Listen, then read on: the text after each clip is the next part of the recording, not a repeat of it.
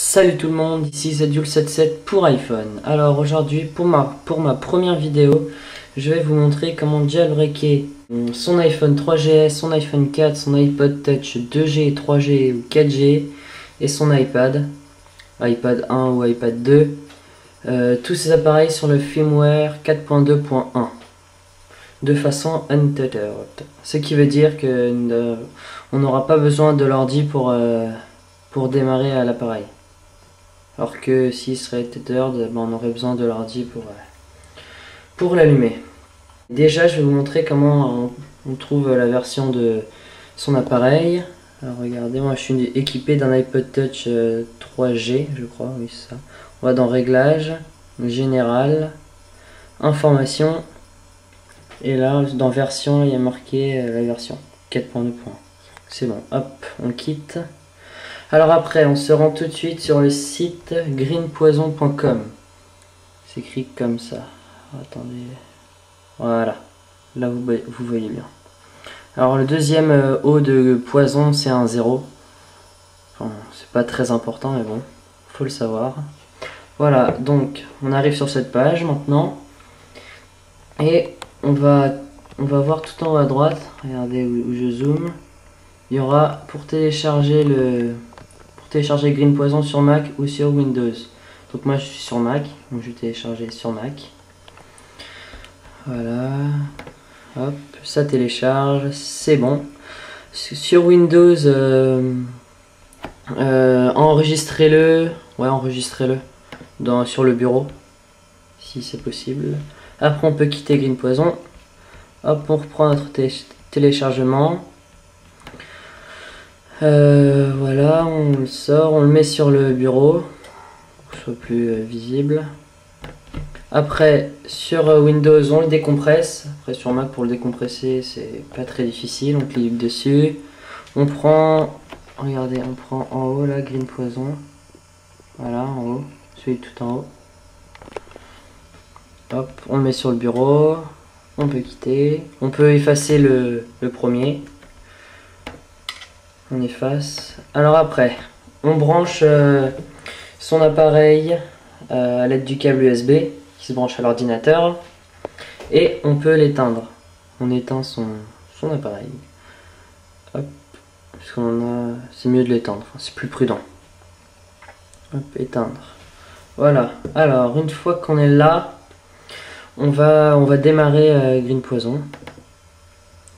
Alors est une application téléchargée depuis internet et vous certains de vouloir l'ouvrir. On ouvre. Peut-être que sur Windows il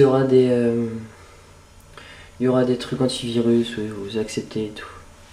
Je sais pas si vous savez, mais pour décompresser Green Poison, pour Windows il faut soit WinZip ou WinRAR. C'est pas très difficile, c'est gratuit à télécharger. Hop, alors on ouvre.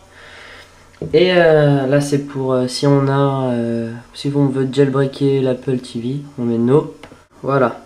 Alors là, il vous demande de mettre votre appareil en mode DFU. C'est-à-dire qu'il faudra maintenir le bouton du haut. Enfin, ça va vous mettre Get ready to start. Il va y avoir 5 secondes pour vous préparer. Après, vous allez devoir appuyer 3 secondes sur le bouton en haut. Après, tout en laissant appuyer le bouton en haut, 10 secondes sur le bouton du bas, sur les deux boutons. Et enfin, après ces 10 secondes, il va falloir laisser 10 secondes en le bouton du bas appuyé et relâcher celui du haut. Et après, le jailbreak va être en marche. Alors, on va faire ça ensemble. On clique sur jailbreak. 5, 4, 3, 2, 1. Hop, on appuie en haut. Hop, on appuie en bas.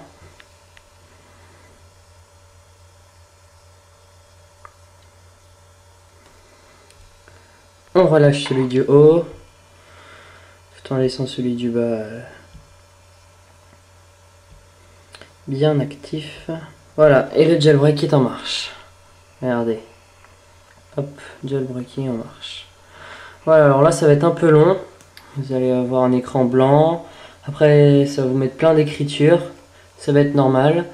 Et après vous aurez, il va y avoir un redémarrage où votre pomme d'Apple, normalement quand vous démarrez ça fait une pomme, ben, ça va se transformer en la tête de mort qui est l'emblème de Green Poisson. Donc vous inquiétez pas, tout est normal. Donc je vais couper cette séquence et je vais reprendre plus tard. Alors après le jailbreak terminé, sur votre Springboard normalement vous allez avoir une application loader verte. Moi c'est normal que je l'ai pas parce que quand je vous ai fait ce tutoriel j'avais déjà jailbreaké mon iPod Touch. Alors oui, vous allez avoir une application loader verte. Peut-être que vous n'allez pas la voir, vous n'allez rien avoir de changé, donc vous redémarrez votre appareil. Ou peut-être que vous allez avoir directement l'application Cydia. Moi c'est ce qui s'est passé, j'ai eu directement Cydia. Bon, ça dépend. Alors après on clique sur loader.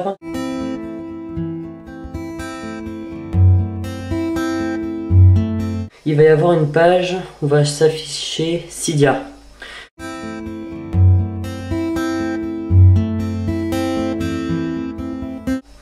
Vous cliquez dessus, après vous cliquez sur installer ou install, je crois que ça va être en anglais, oui. Ça va télécharger Cydia, ça va l'installer. Après je crois que ça va redémarrer l'appareil. Après le redémarrage, sur le Springboard, sur votre Springboard, normalement vous allez avoir cette application de Cydia. Donc alors, quand vous avez Cydia, vous cliquez dessus. Ça va vous mettre ça, et au bout d'un moment, ça va initialiser. Ça va initialiser Cydia, et après ça va redémarrer encore votre appareil, et ça va fermer Cydia.